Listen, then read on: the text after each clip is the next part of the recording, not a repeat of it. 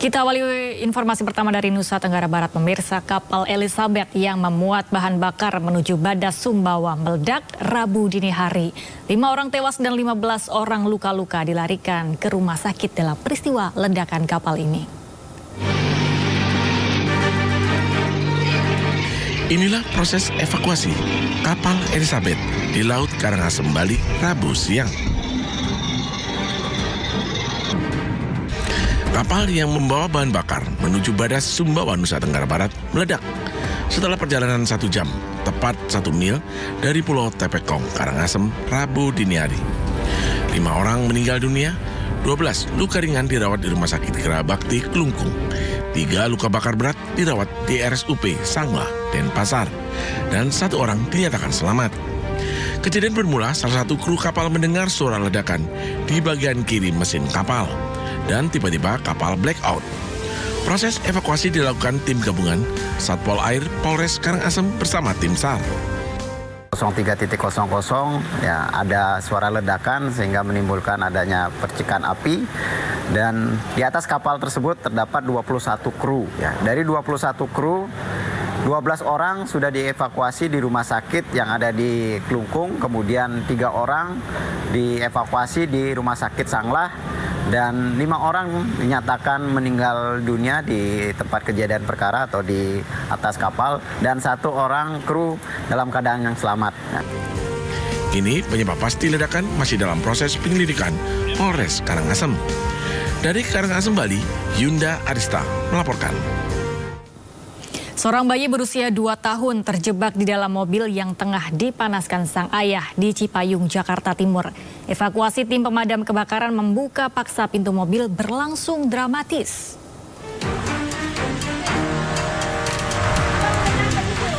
Panik tak ingin buah hatinya terjebak di dalam mobil dan terluka. Seorang ayah langsung meminta bantuan tim rescue pemadam kebakaran untuk melakukan penyelamatan di Cipayung, Jakarta Timur. Setibanya di lokasi kejadian, petugas langsung berupaya membuka pintu mobil dengan alat khusus. Insiden bermula saat sang ayah tengah memanaskan mesin mobil yang terparkir di dalam garasi rumah bersama anaknya yang masih berusia 2 tahun.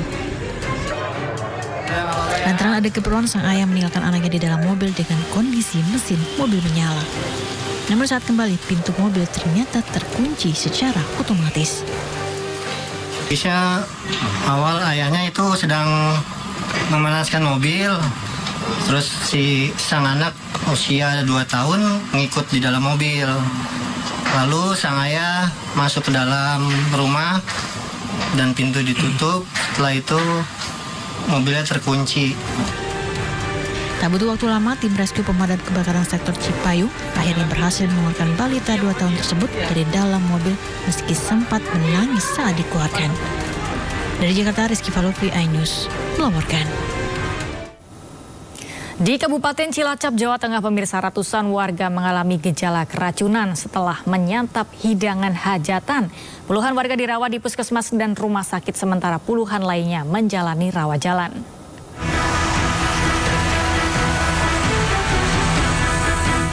Sedikitnya 175 warga desa Prapagan, Kecamatan Curug Legi, Kabupaten Cilacap, Jawa Tengah harus dirawat di puskesmas dan rumah sakit setelah mengalami keracunan makanan. Gejala keracunan dirasakan usai menyantap hidangan di acara hajatan akikoh di rumah seorang warga. Sekitar 60 warga menjalani rawat inap di sejumlah puskesmas dan rumah sakit, sementara sisanya menjalani rawat jalan. Pasien mengeluhkan mual, diare, hingga muntah-muntah. Awalnya pulang sekolah makan ada daging kambing, dia makan sedikit, terus sorenya makan lagi, pagi-pagi perutnya sakit, minta dikerokin, habis dikerokin terus muntah, terus dingin, menggigil. Itu daging dari mana, Bu? Dari kiriman akikah. Tapi kita tidak dapat memastikan sampai ada temuan pada pemeriksaan sampel makanan dilakukan oleh Dinkes. Tapi secara dari hasil pemeriksaan secara anamnesis, riwayat pasien dan pemeriksaan fisik, kita kecurigaan ke arah tadi keracunan makanan karena pasien memiliki riwayat konsumsi makanan yang sama. Dinas Kesehatan Kabupaten Cilacap dan jajaran Polsek Curug Legi telah mengambil sampel sisa makanan untuk diperiksa di laboratorium. Dari Cilacap, Jawa Tengah, Heri Susanto melaporkan.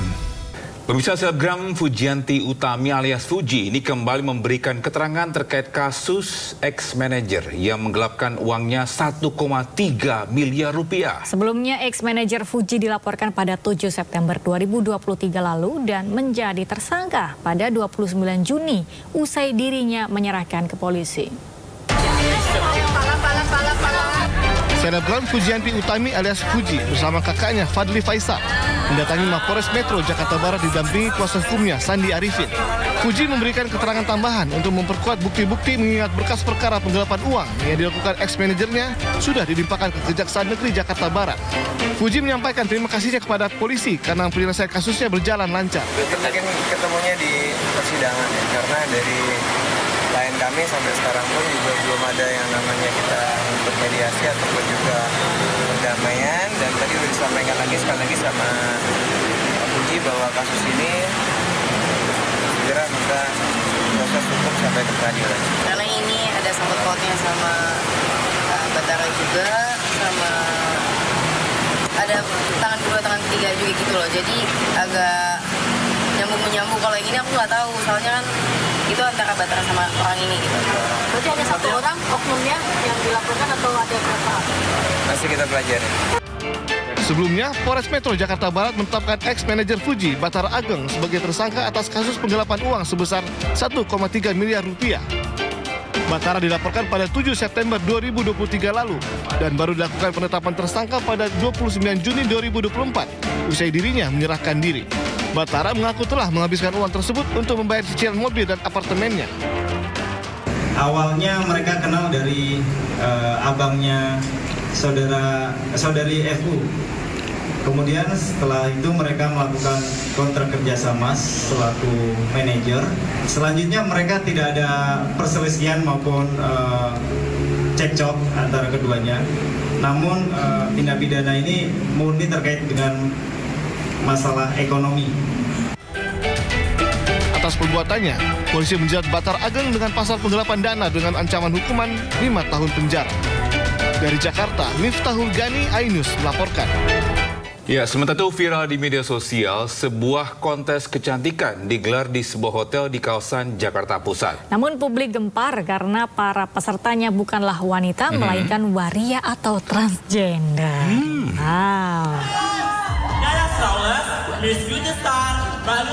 Inilah video kontes kecantikan yang viral di media sosial.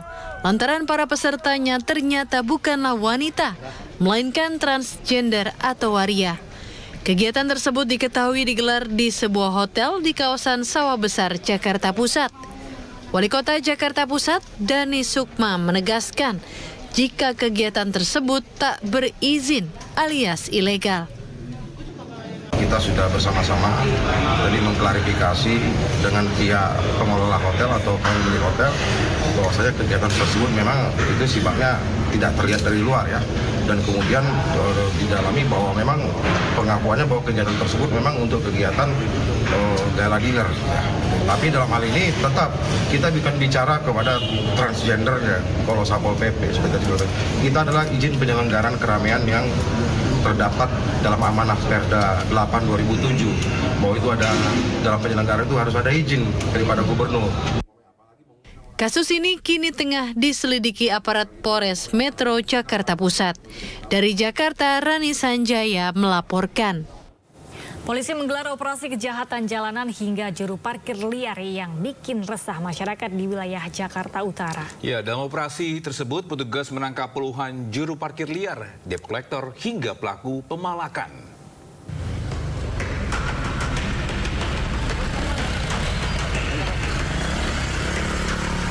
Kepolisian Sektor Koja Polres Metro Jakarta Utara menggelar operasi kejahatan jalanan hingga juru parkir liar di wilayah Koja. Dengan mengerahkan puluhan personil, petugas mendatangi sejumlah lokasi yang dianggap rawan kejahatan jalanan. Puluhan orang pun diamankan, diantaranya juru parkir liar, debt collector, hingga pelaku pemalakan. Total 36 orang diamankan dalam operasi, di mana 3 diantaranya diproses lebih lanjut karena terindikasi melakukan tindak pidana berat. Ketiga orang yang diproses itu meliputi seorang pria yang kedapatan membawa senjata tajam, seorang debt collector, serta pelaku pemalakan. operasi premanisme dan juga aksi kejahatan jalanan lainnya. Dan hari ini alhamdulillah kita berhasil mengamankan 36 aksi premanisme yang diantaranya juru parkir liar dan matalang, dan juga satu melakukan tindakan pemalakan. Sementara itu, puluhan juru parkir liar dan paoga yang telah diamankan kemudian dikirimkan ke panti sosial untuk didata dan dibina. Dari Jakarta, Rizky Falufi, iNews melaporkan.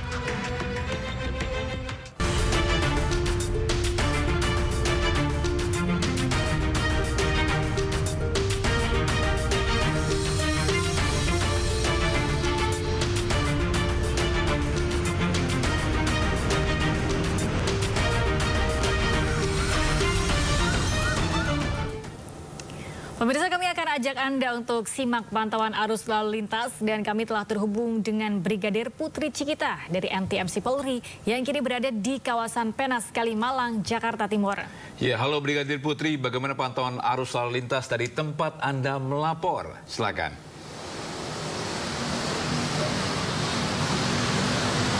Ya baik, terima kasih Togi dan Galuh di studio. Selamat pagi pemirsa, bersama saya Brigadir Putri Cikita melaporkan situasi arus lalu lintas yang langsung kami pantau dari Simpang Pancoran, Jakarta Selatan. Kondisi arus lalu lintas pada pagi hari ini dan masih di jam berangkat perkantoran memang sudah terpantau cukup ramai di berbagai arahnya, dan hal ini terjadi dari arah Cawang yang akan menuju ke arah Semanggi. Terpantau adanya sedikit antrian kendaraan menjelang traffic light didominasi dengan kendaraan pribadi baik roda 4 maupun roda 2.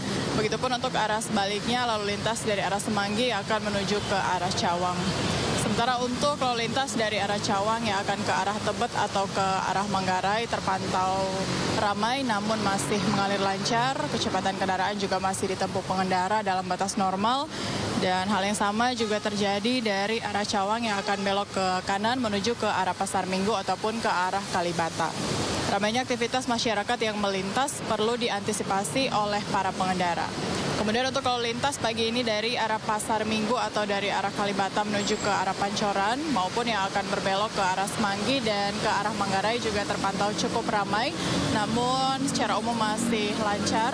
Kecepatan kendaraan ditempuh pengendara berkisar kurang lebih 40 km per jamnya. Kami himbau masyarakat yang akan menyeberang jalan agar dapat melalui fasilitas jembatan penyeberangan orang agar tidak membahayakan diri Anda mengingat ramainya lalu lintas di kawasan ini. Kemudian untuk lalu lintas dari arah Tebet atau Manggarai menuju ke arah Pasar Minggu terpantau cukup ramai namun masih lancar. Begitupun untuk lalu lintas yang akan belok ke arah Cawang ataupun ke arah Semanggi juga terpantau ramai. Sedikit mengalami ketersendatan kendaraan hanya menjelang traffic light, selepasnya dapat mengalir lancar kembali. Dihimbau para pengendara khususnya roda 2 agar tidak berhenti atau parkir di bahu jalan karena hal ini tentunya dapat mengganggu kelancaran arus lalu lintas. Sementara pemirsa, berdasarkan data IRSMS Korlantas Polri, angka kecelakaan lalu lintas di seluruh Indonesia 1 kali 24 jam terjadi sebanyak 227 kasus laka lantas dengan rincian 33 meninggal dunia, 32 luka berat, dan 262 luka ringan. Dari 227 kasus laka lantas tersebut, 96% terjadi di jalan non-tol atau arteri. Faktor penyebab laka diantaranya karena gagal saat menyalip sehingga terjadi kecelakaan. Dan sebanyak 19% laka didominasi karena gagal menjaga jarak aman. Untuk itu dihimbau kepada seluruh peserta lalu lintas agar selalu tertib dalam berlalu lintas. Dan pemirsa, untuk mendapatkan informasi seputar kondisi arus lalu lintas lainnya, kami siap melayani Anda di call center kami 15669 ataupun layanan SMS Center di 9119. Stop pelanggaran, stop kecelakaan, keselamatan untuk kemanusiaan. Demikian Brigadir Putri Cikita melaporkan, semoga bermanfaat. Kembali ke Togi dan Galuh di studio. Baik, terima kasih Brigadir Putri Cikita dari NTMC Polri atas laporannya di kawasan Penas, Kalimalang, Jakarta Timur. Maksud kami Pancoran, Jakarta Selatan. Selamat bertugas kembali dan salam presisi.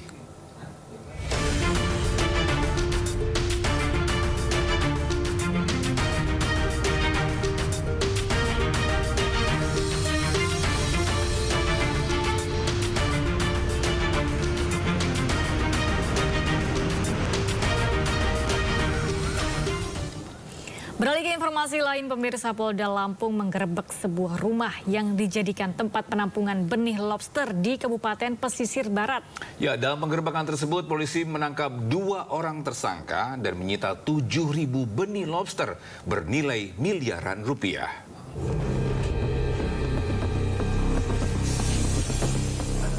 Penggerebekan ini terjadi di sebuah rumah tempat penampungan benih lobster di Kelurahan Pasar Krui, Kecamatan Pesisir Tengah, Pesisir Barat, Lampung. Saat dilakukan penggerebekan, polisi mendapati 2 orang tersangka yang sedang melakukan pengemasan ribuan benih lobster yang akan diselundupkan. Total sebanyak 7.500 bibit lobster dengan nilai 1,1 miliar rupiah disita polisi. Terungkapnya kasus ini berawal adanya informasi terkait maraknya perdagangan gelap benih lobster di wilayah Pesisir Tengah, Pesisir Barat, Lampung. Dari hasil pemeriksaan, kedua tersangka terbukti melakukan perdagangan gelap benih lobster yang akan diselundupkan keluar wilayah Provinsi Lampung.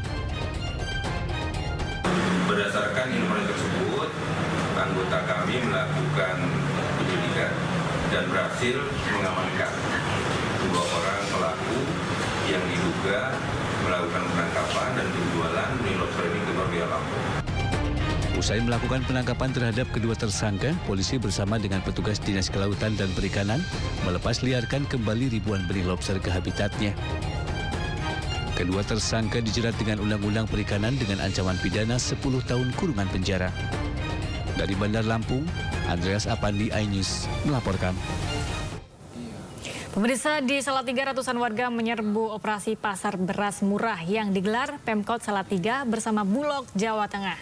Ya, warga pun rela mengantri demi mendapatkan 10 kg beras dengan harga yang murah.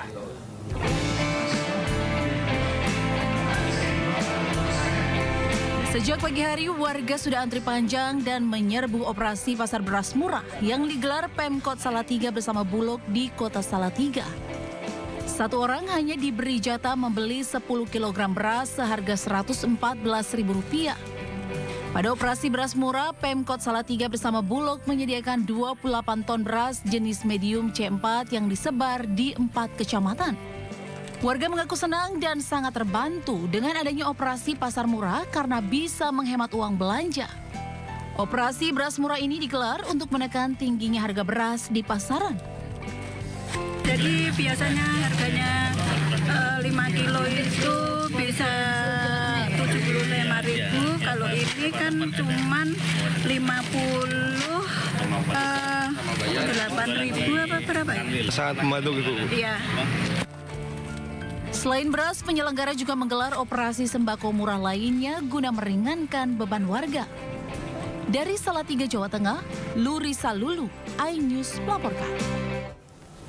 Ribuan warga berebut tangkap ikan saat pembangkit listrik tenaga air Jelok TMO Tuntang di Kabupaten Semarang, Jawa Tengah dikuras. Ya, warga pun senang karena bisa mendapat ikan dengan ukuran besar.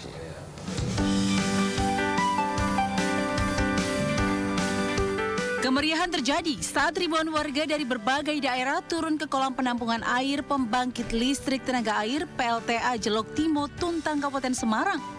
Mereka berebut menangkap berbagai jenis ikan saat dilakukan pengurasan kolam penampungan energi berkapasitas 43 MW. Warga datang sambil membawa alat penangkap ikan seperti jaring dan seser. Tapi ada juga yang menangkap dengan tangan kosong. Warga pun bisa mendapatkan berbagai jenis ikan tawar seperti ikan tawes, karper, mujair, nila, patin, dan gurame yang berukuran besar. Pengurasan ini dilakukan tiap 2 tahun sekali untuk membersihkan endapan lumpur di dasar kolam. Pakai jala, teman yang di bawah itu, sampai di tengah itu pakai pelampung sama apa. Jadi bisa dapat banyak. Dapat berapa banyak ini total? Gak ngitung ini tadi. 1 kintal, 2 kintal. Terus rencana mau digimanain Pak? Ini mau dijual. Pengurasan kolam pembangkit listrik tenaga air sendiri telah menjadi tradisi 2 tahunan bagi warga dengan menceburkan diri sembari menangkap ikan. Dari Kabupaten Semarang, Jawa Tengah, Lurisa Lulu, iNews melaporkan. Pemirsa, Presiden dan Wakil Presiden terpilih Prabowo Subianto dan Gibran Rakabuming Raka akan melakukan uji coba program makanan bergizi di Kota Tangerang. Ya, pelaksanaan uji coba ini dilaksanakan selama 5 hari dari 5 hingga 9 Agustus 2024. Uji coba program makan bergizi gratis digelar di SDN 4 Sukasari, Tangerang, Banten, Rabu. Ratusan siswa ini pun diberi satu kotak berisi nasi, ayam teriyaki, tumis sayur, dan buah potong pepaya. Ketua Dewan Pertimbangan Presiden, Wiranto, turut meninjau pelaksanaan uji coba makan bergizi gratis di hari ketiga ini. Wiranto menyatakan menu dengan nominal Rp15.000 ini sudah sesuai dengan standar gizi yang ditetapkan. Ade senang gak sama makan gratis ya? Senang. Senang ya? Iya. Oke, makasih Ade. Makasih. Boni, kalau boleh tahu makanannya ini isinya ada apa aja sih? Nasi sama sayur. Sayur sama buah. Ayam. Nutrisinya cukup, ya. Kualitas gizinya cukup, baru mereka menjadi manusia cerdas. Nah, inilah yang kemudian kami semua terlibat di sini, ya, dari pemerintah pusat maupun pemerintah daerah, semuanya fokus untuk bagaimana melakukan uji coba. Uji coba ini nggak final, tapi uji coba justru akan mencari hal-hal yang kita temukan, hambatan-hambatan, permasalahan, kesulitan, ya, program yang tepat. Sedikitnya 15 sekolah tingkat SD dan SMP di Tangerang Selatan menggelar program ini selama 5 hari. Uji coba ini nantinya akan berlanjut ke 3 bulan berikutnya hingga November 2024 mendatang. Dari Tangerang, Banten, Henry Aprila, Rizky Solehudin, Ainus melaporkan. Ya, pemirsa dan Togi, ini kita akan beralih untuk melihat bagaimana kondisi dan situasi di Ibu Kota Nusantara. Dan Menko Polhukam Hadi Cahyanto mengajak para pemimpin redaksi media nasional dan lokal berkeliling kawasan inti pusat pemerintahan Ibu Kota Negara Baru Indonesia. Ya, mantan Panglima TNI tersebut ini memastikan lapangan upacara di Ibu Kota Negara ini IKN Nusantara siap digunakan untuk puncak HUT ke-79 Republik Indonesia.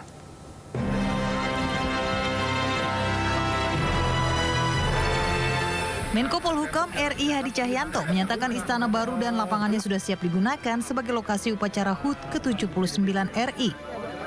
Dirinya juga memastikan infrastruktur jalan menuju IKN telah rampung untuk dilintasi. Nantinya Balikpapan, Pulau Balang IKN bisa ditempuh dalam waktu 1,5 jam. Sementara bangunan kantor aparatur negara dan fasilitas lainnya sudah mengalami kemajuan pembangunan yang signifikan. Tata upacara militer dalam pelaksanaan HUT ke-79 RI di IKN juga akan sama seperti di Jakarta, termasuk dentuman meriam dan flypass pesawat tempur. Ini juga hampir persis sama kegiatan-kegiatan itu. Di luar tata upacara militer juga ada Ubaduy. Jadi sama seperti yang dilaksanakan di Jakarta, hanya perbedaannya adalah detik-detik proklamasi dilaksanakan jam 11. Pada 17 Agustus mendatang, Presiden Joko Widodo akan memimpin upacara detik-detik proklamasi dan penurunan bendera di IKN. Pelaksanaan upacara kemerdekaan di IKN akan menjadi simbol kepindahan ibu kota. Dari Balikpapan, Kalimantan Timur, Tim Liputan iNews melaporkan.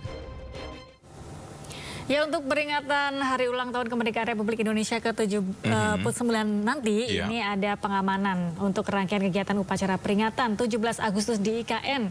Kodam 6 Mula Marwan menurunkan belasan tank, tempur, dan meriam.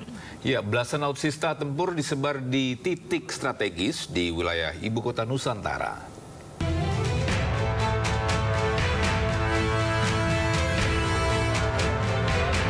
Belasan alutsista tempur akan disebar di titik strategis wilayah Ibu Kota Nusantara dalam rangka pengamanan rangkaian kegiatan upacara peringatan 17 Agustus mendatang. Alutsista tempur yang dikerahkan diantaranya 3 tank tempur Harimau, 7 rantis Komodo, serta 6 meriam yang berasal dari berbagai satuan di bawah komando Kodam 6 Mula Warman. 16 alutsista dari TNI Angkatan Darat ini akan mulai dimobilisasi ke IKN pada 10 Agustus untuk melakukan pengamanan selama 2 pekan ke depan. Alutsista ini rencana akan mulai inset nanti pertengahan Agustus ini. Jadi untuk mengantisipasi mulai pergerakan pasukan, kemudian rangkaian tamu-tamu undangan, sampai nanti kurang lebih akhir Agustus baru mereka kembali. Selain mengerahkan alutsista tempur, lebih dari 3.000 personil gabungan TNI Polri juga akan dikerahkan dalam pengamanan. Dari Balikpapan, Kalimantan Timur, Mukmin Aziz, iNews melaporkan. Ngomong-ngomong soal transportasi ya, Togi ada mobil banyak nggak di rumah? Banyak sih, aku ada sekitar 10 mobil 10. Sih. Iya, kalau saran Galuh sih mobilnya dibawa ke Kalimantan aja. Kenapa? Emang ada lagi? Tadi ada transportasi kereta. Kamu kayaknya lagi banyak surprise bagi hari ini. Ada apa? Karena jelang upacara hari ulang tahun ke-79 RI di IKN, permintaan untuk rental mobil di Balikpapan, Kalimantan Timur ini meningkat drastis, Togi. Wow, oke. Karena memang mungkin banyak tamu-tamu VVIP, tamu negara yang akan diundang ke sana ya. Dan tingginya permintaan jasa rental mobil ini juga membuat harganya juga naik drastis menjadi 100%. Jadi 2 kali lipat dari harga biasanya. Aku akan kirim mobilku sekarang juga pemirsa. Bawa ke sana. Dan berikut informasinya untuk Anda pemirsa.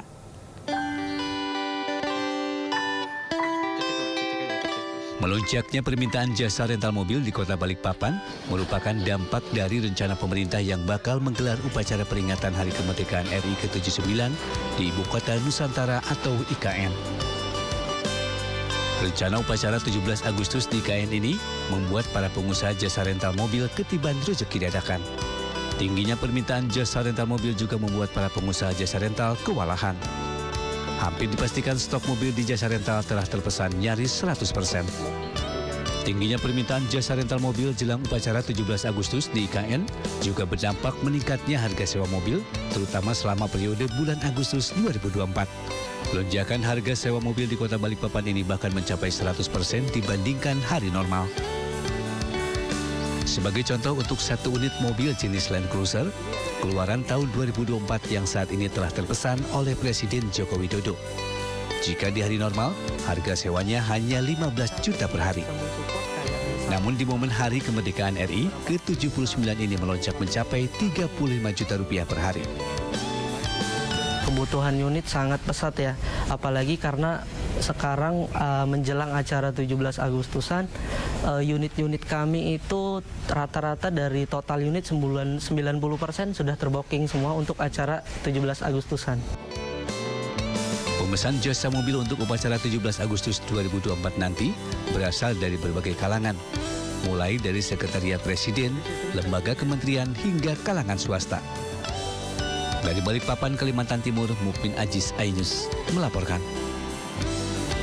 Ya, terima kasih masih bersama kami di Sindo Today. Pemirsa, jelang kirap bendera pusaka merah putih tanggal 10 Agustus 2024, berbagai persiapan telah dilakukan. Dan untuk mengetahui informasi terkini, kita telah terhubung dengan rekan Camar Haida di kawasan Monas, Jakarta Pusat. Ya, halo Camar. Bagaimana persiapan jelang kirap bendera pusaka merah putih di sana? Ya baik, selamat pagi Galuh, Togi dan juga pemirsa. Benar sekali bahwasanya hari ini sedang diselenggarakan gladi kotor dan nanti pada siang hari akan ada gladi bersih untuk kirap bendera yang akan dilaksanakan pada tanggal 10 Agustus 2024. Seperti diketahui bahwasanya untuk pertama kalinya secara resmi Presiden akan melaksanakan upacara kemerdekaan Republik Indonesia di Ibu Kota Nusantara di Kabupaten Penajam Pasir yang ada di Kalimantan Timur. Tadi kami baru saja keluar dari Cawan Monas yang nantinya sebagai tempat prosesi penyerahan dari duplikat bendera pusaka dan juga duplikat teks proklamasi yang nantinya akan diarak dari Jakarta menuju ke IKN. Namun kami tadi hanya diberikan waktu sekitar 15 menit saja untuk melihat dan juga memantau bagaimana situasi dan juga kondisi di sana.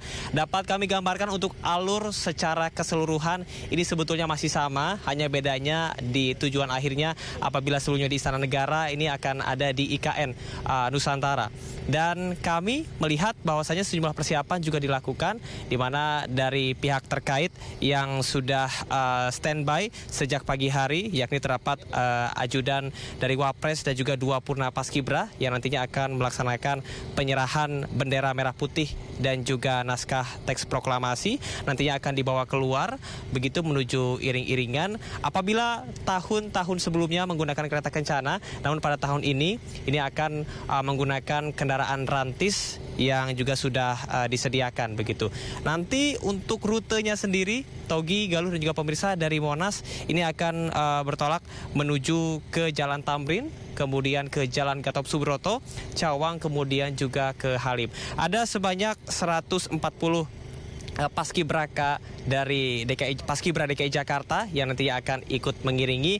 Namun informasi yang kami dapat untuk iring-iringan berkuda kemudian juga paskibraka hanya akan mengantar sampai dengan Jalan Patung Kuda. Selanjutnya nantinya iring-iringan akan dibersamai oleh kendaraan rantis dan juga mobil iring-iringan menuju ke Bandara Halim Perdana Kusuma. Perlu dicatat, Togi, Galuh dan juga pemirsa, bahwasanya ini merupakan sejarah pertama Indonesia melaksanakan upacara kemerdekaan HUT Republik Indonesia di 2 kota yang berbeda. Sama dengan Afrika Selatan yang juga melaksanakan upacara kemerdekaan di 2 lokasi. Hal ini berlandaskan kepada di mana fungsi dari legislatif, eksekutif dan juga yudikatif berada. Sama seperti Indonesia, nantinya pusat pemerintahan Indonesia akan pindah ke Kabupaten Penajam Pasir dan sekaligus hal ini sebagai simbolis perpindahan ibu kota dari Jakarta ke IKN Nusantara. Tentunya nantinya semarak akan sangat terasa, terlebih lagi diprediksi akan ada lebih dari 3.000 masyarakat yang diperbolehkan untuk melihat secara langsung, tentunya dengan pengamanan ketat di Monas untuk melihat kirap bendera. Dan dapat kami sampaikan pula bahwasanya jalan-jalan yang dilalui oleh iring-iringan bendera pusaka menuju ke IKN Nusantara ini tidak akan ditutup ataupun juga disterilisasi, namun hanya akan dilakukan pengamanan khusus. Jadi masyarakat di sepanjang jalan ini bisa melihat seperti tadi yang sudah saya sampaikan sekali lagi, dari Monas menuju ke Jalan Tamrin, Jalan Gatot Subroto, Cawang, kemudian ke Halim. Kita akan nantikan nantinya bagaimana proses gladi kotor ini selesai, dan jangan lupa tetap saksikan untuk nanti gladi resik yang akan digelar pada siang hari. Sementara demikian, Togi dan juga Galuh. Baik, terima kasih Camar melaporkan dari kawasan Monas, Jakarta. Selamat bertugas kembali. Ya, sementara itu Menteri Pertahanan Republik Indonesia Prabowo Subianto memberikan pembekalan kepada tenaga kesehatan TNI yang akan menjalankan misi kemanusiaan di Timur Tengah. Hasil koordinasi Kemhan dengan pihak Uni Emirat Arab menugaskan 40 tenaga kesehatan yang terdiri atas dokter spesialis dan tenaga kesehatan dari 3 matra TNI. Mereka akan diberangkatkan ke rumah sakit di El Arish, Mesir. Tenaga kesehatan tersebut telah mendapatkan latihan pratugas dari Pusat Misi Pemeliharaan Perdamaian TNI selama 5 hari sebelum keberangkatan. Keberangkatan kedua akan dilakukan apabila situasi rumah sakit lapangan aman bagi personil Indonesia. Dari jumlah tersebut, 15 orang ditugaskan ke rumah sakit lapangan di Rafah. Selebihnya akan dikirim ke rumah sakit terapung di El Arish, Sinai, Mesir.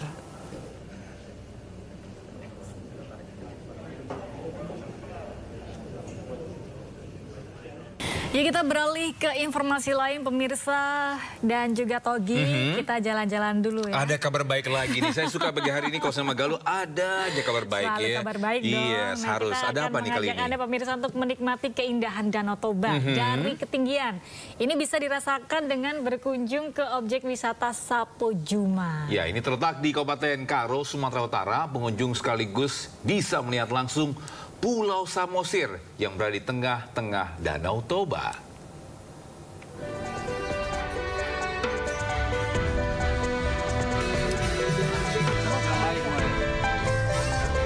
Sapo Juma, salah satu lokasi wisata yang berada di Kecamatan Merek, Kabupaten Karo, Sumatera Utara ini menjadi salah satu lokasi yang banyak dikunjungi wisatawan yang hendak berwisata ke Danau Toba. Di sini, pengunjung bisa melihat langsung keindahan Danau Toba serta perbukitan yang mengelilingi Danau Toba dari atas ketinggian. Bahkan, pengunjung bisa melihat langsung Pulau Samosir yang berada di tengah-tengah Danau Toba. Karena kita cuma ada diambil hanya di depan sana, ya tiket masuk. Cukup murah lah untuk keluarga kita, masih dapat terjangkau oleh kita. Harapannya ya bisa juga lah seperti ini, ya kalau memang bisa lebih murah lagi dengan Pemda yang langsung menangani masalah ini, saya kira itu lebih baik lagi.